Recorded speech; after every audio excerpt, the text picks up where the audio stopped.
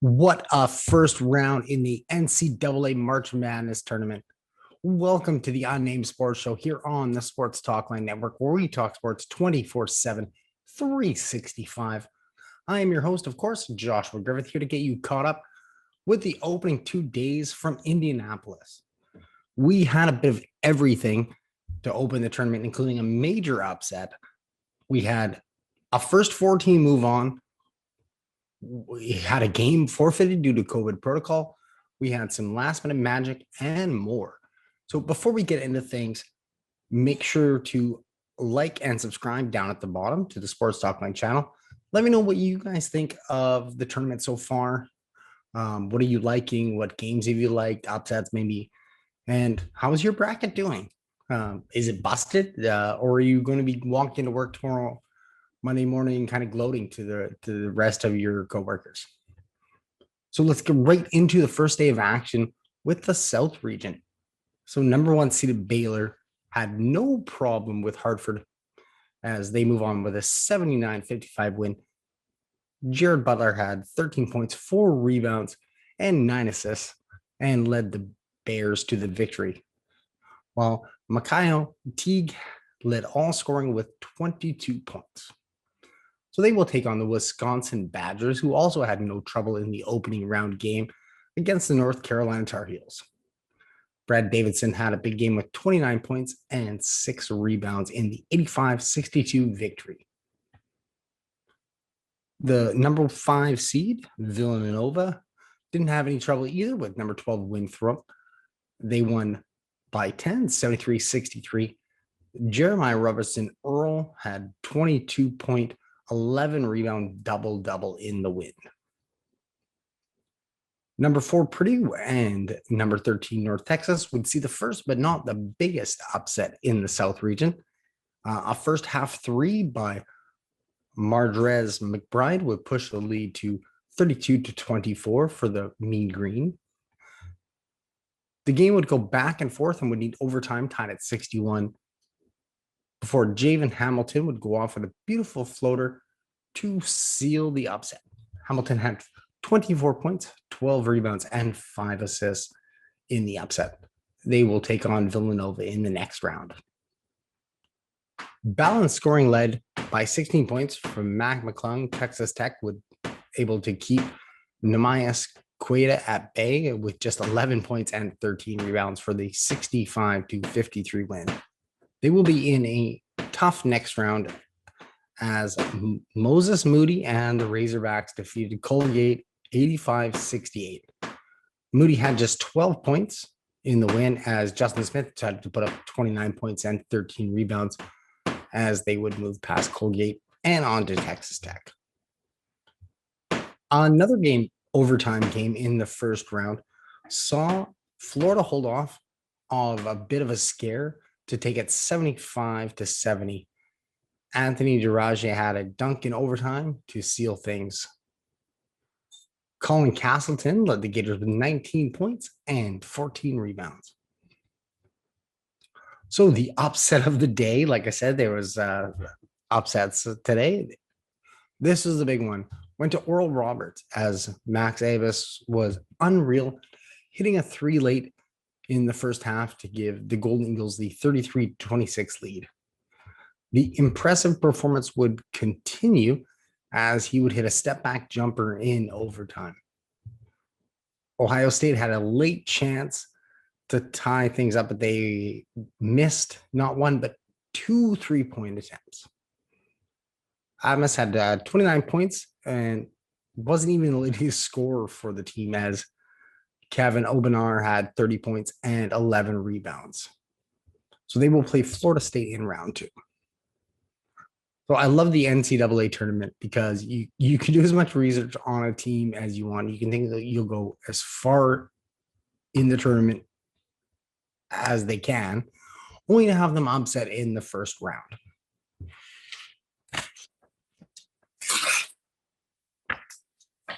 How's your brackets doing, guys? Yeah, so I had Ohio State going to the Final Four. But let's move on to the Midwest region. The top-ranked team in the Midwest had no issues in their first-round matchup with Drexel, as Ao DeSinomo had 17 points and 11 rebounds and 6 assists. Kofi, you know what? Actually, I'm not going to say that last name. Trent Frazier had 11 points. Yes, let's use that player instead. They will move on to the second round matchup against Loyola Chicago, who handled Georgia Tech 71-60. Braden Norris had a dagger with 2 minutes to go, part of his 16 points on the night. Lucas Williamson had 21 points for the Ramblers as they look for a second round upset. So I may get a lot wrong this tournament, but one thing I did get right was number 12, Oregon State Beavers, knocking off the number 5 seeded Volunteers from Tennessee.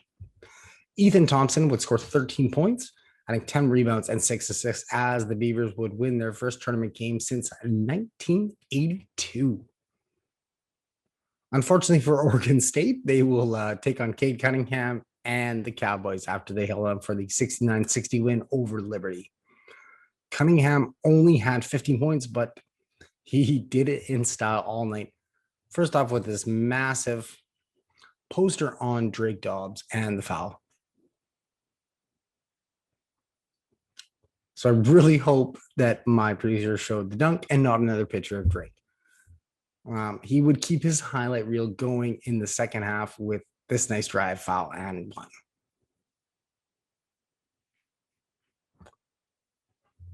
So another upset in the bracket as Syracuse would come out strong and not look back. Buddy Boeheim would nail a 3 from the logo with the shot clock winding down, on route to a 30-point night as they would take care of San Diego State comfortably, 78-62.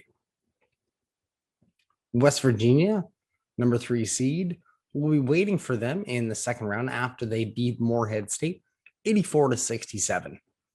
Miles McBride would drop 30 points on the night in the victory. A minor upset on this one as Ron Harper Jr. Geez, I remember watching his dad. Well, that dates me. Okay.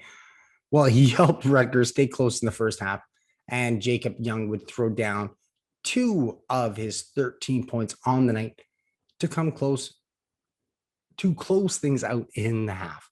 Rutgers would come all the way back in the second half to take it 60-56 over Clemson. So I was not wrong about the number 2 seed Houston, thankfully. They did not lose to 15 seed Cleveland State. Quentin Grimes had 18 points, 4 rebounds, and 4 assists on the night. And they would take it easily, 87-56. So that sums up the first day of action. So let's get to the West region. No surprise at all in the top seed for the West as Gonzaga remain undefeated. They almost put up 100 points. I was really hoping for it. Everybody likes to see 100 points in the NCAA tournament, but they were just held to the 98-55 win over Norfolk State. Jalen Suggs would cap off a highlight reel dunk off the backboard, and Corey Kispert had 23 points for the Bulldogs. So they're going to take on Oklahoma State, who was able to hold on Missouri 72-68. Alondes Williams had a huge slam that fired his bench right up, and Austin Reeves had 23 points and 6 assists to lead the Sooners. So a good game that almost saw number 12, UCSB, University of Santa Barbara, upset number 5, Creighton, but the number 5th ranked team in the Midwest would take the 34-30 lead in the half thanks to a Marcus Zagorowski bucket.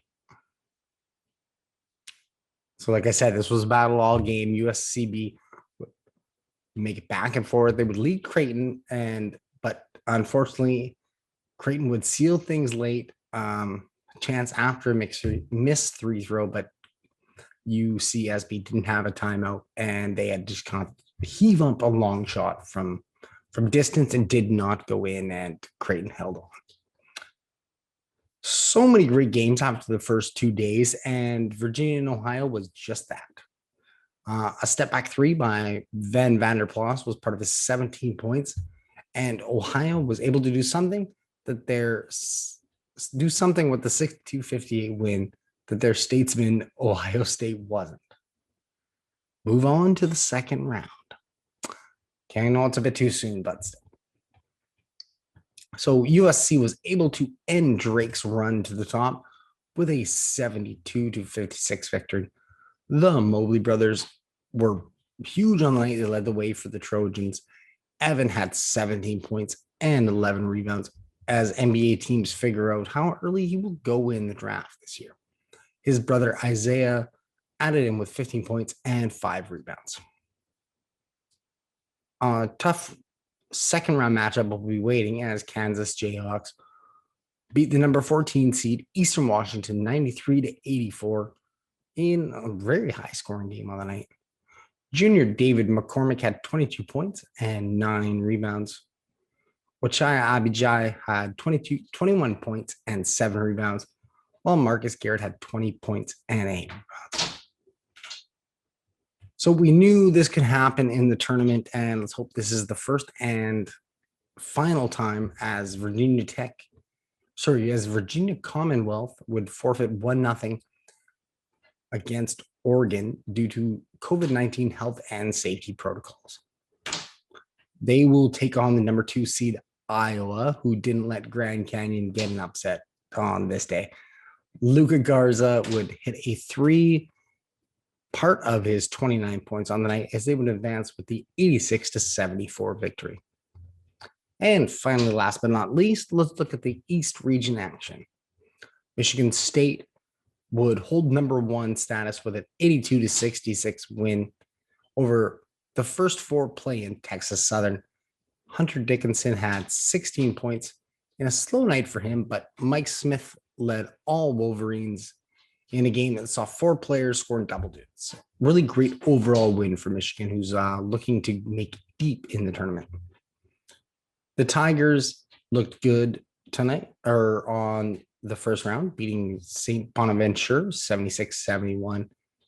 A nice play after Trenton Wolfern would save it and find Cameron Thomas for the wide open 3. Darius Days added 13.11 rebound double-double in the win, and they will take on Michigan.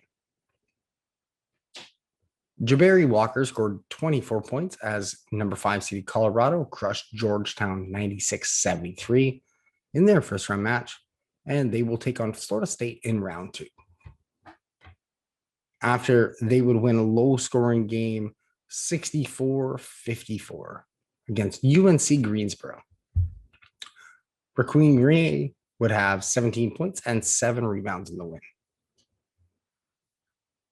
So UCLA was able to make it into the dance with a play-in victory over Michigan State, and they would continue their strong play as Jamie Jaquez Jr. would blow by his defender and slam it home. Johnny Juzman scored a tough bucket and the foul in the second half, part of his 27 points on the night, as the Bruins would beat BYU 73-62. Tiger Campbell had 13 points, 8 rebounds, and 3 assists for UCLA. So this might have been the game of the first round, as it pretty much had everything. It had lead changes, it had big buckets, it had clutch scoring. It really just summed up everything that people love about this tournament. The game was close at half, and Damian Daniels was able to get probably the most important bucket of the night. So Texas was able to retake the lead before a late foul on Joe Pleasant would send him to the line.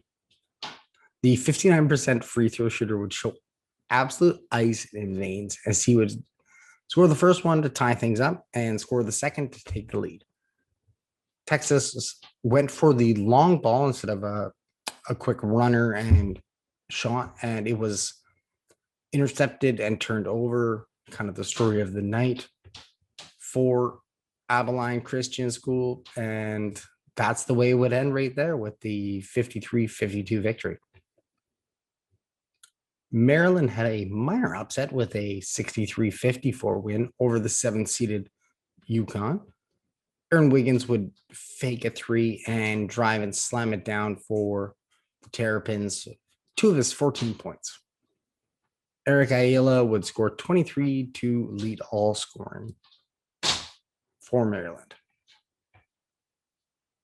So number 2, Alabama and Iona. Iona was able to keep it close in the first half and even parts in the second, but Alabama showed why they are the second seed as they held off for the 68-55 win.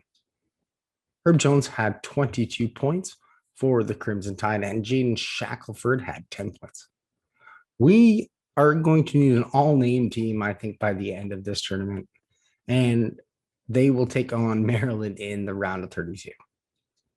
So speaking of the round of 32, we look forward to it. It gets going tomorrow or today, depending on when you're watching this, as the South and the Midwest brackets get started before the East and the West go on Monday. So it's always intriguing when we have upsets in the bracket, and North Texas and Villanova will be one to watch in the South. The bottom of the South bracket could be completely wide open now for Arkansas, but they first need to beat Texas Tech.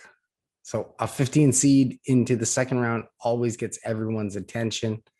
And we have Oral Roberts this year. Amasis obviously lights out. He can shoot, he can dribble, the kid can straight up ball. So they're going to be getting tough against number 7, Florida, but that should be on the main screen for everyone for the round of 32. The Midwest also has its shares of upsets with Oregon State, Syracuse, and Rutgers, but it was much more predictable than the South, I would say. Look for the top seeds, Illinois and Houston, to obviously move on. The other 2 games that could get a little bit interesting is Oregon State and Oklahoma. That's going to be much watched basketball because obviously how good the Beavers are playing right now and Cade Cunningham. The East region will be purely fixated on the number 11 seed UCLA Bruins against the number 14 Abilene Christian. A 14 seed and a first 4 play-in meeting in the round of 32 is going to make for an interesting game for everybody. So all these kids are going to leave what they have out there to try and make it into the round of 16. We're really excited about this one. In the West region is Gonzaga just going to run the table. Time's just going to tell because they will take on Oklahoma. Always fun to watch. So despite the, it being a 1 versus 8 seed, definitely be tuning in to see what Gonzaga can do. We have Oregon at the 7 seed, and they're going to be rested, obviously, after they didn't play. And that could be a factor as they come into number 2 seeded Iowa on Monday. So I really hope that everyone enjoyed the NCAA March Madness men's tournament as much as I have so far. Make sure that you guys check out all the highlights on the Sports Talkline Network and stay tuned for more coverage as things move forward. Round of 32 starts on Sunday, March 21st, before a bit of a break. The Sweet 16 gets back going on Saturday, March 27th. So I will be back to recap things for you guys after the round of 32 and get you ready for the next round. So, of course, I have been your host, Joshua Griffith, here on the Unnamed Sports Show, getting you up to date with all the NCAA men's March Madness news. Until next time, basketball fans.